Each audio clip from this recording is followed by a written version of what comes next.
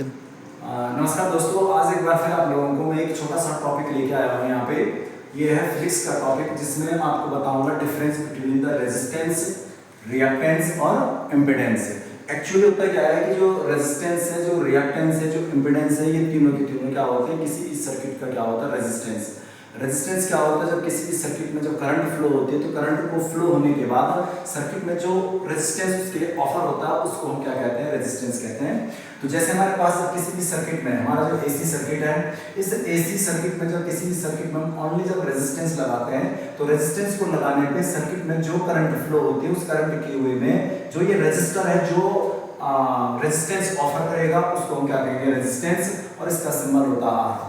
Reactance क्या होता है, जब किसी भी एसी सर्किट में हम कोई इंडक्टर कनेक्ट करते हैं तो ये जो इंडक्टर होता है इस करंट के वे में जितना रेजिस्टेंस ऑफर करेगा उसको हम बोलते हैं यहाँ पे इंडक्टेंस। इंडक्टेंस का एग्जांपल हम लिखते हैं, इंडक्टेंस का सिंबल हम लिख देते हैं एक्स।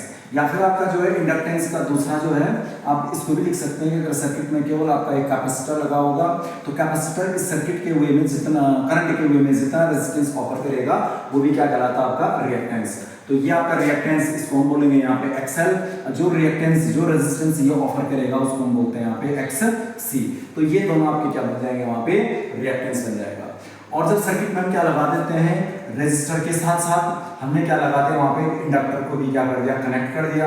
या रेजिस्टर के साथ हम क्या कर देते हैं, एक कैपेसिटर को कनेक्ट कर देते हैं। या रेजिस्टेंस के साथ हम क्या कर देंगे, यहाँ पे एक इंडक्टर हो गया और साथ में क्या कर दिया हमने, कैपेसिटर को जब आप कनेक्ट कर देंगे एसी सर्किट में, तब जो सर्किट का जो रेजिस्टेंस हो गया, आपका इंडक्टर हो गया और आपका कैपेसिटर, ये तीनों मिल करके सर्किट में करंट के वे में जितना रेजिस्टेंस ऑफर करेंगे उसको हम बोलते हैं इंपीडेंस, और इसका सिंबल हम लिखते हैं यहाँ पे जेड हो जाएगा।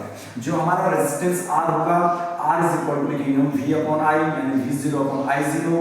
एक्सएल को भी हम लिख सकते हैं V zero upon I zero.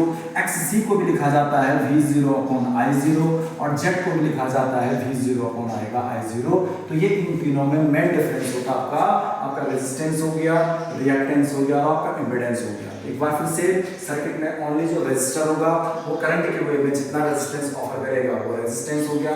Circuit का ओनली इंडक्टर या ओनली कैपेसिटर करंट के वे में जितना रेजिस्टेंस ऑफर करेगा वो उसका रिएक्टेंस कहलाता है। और जब सर्किट में हम क्या करेंगे, इंडक्टर हो गया, रेजिस्टेंस हो गया, कैपेसिटर हो गया, उनको हम पेयर में कनेक्ट करते हैं तो सर्किट में जो करंट के वे में जो रेजिस्टर और रेजिस्टेंस वो ऑफर करता है उसको क्या कहते हैं, इंपीडेंस कहते हैं। एक्चुअली तीनों अपने आप में क्या होती है, एक प्रकार से रेजिस्टेंस ही है।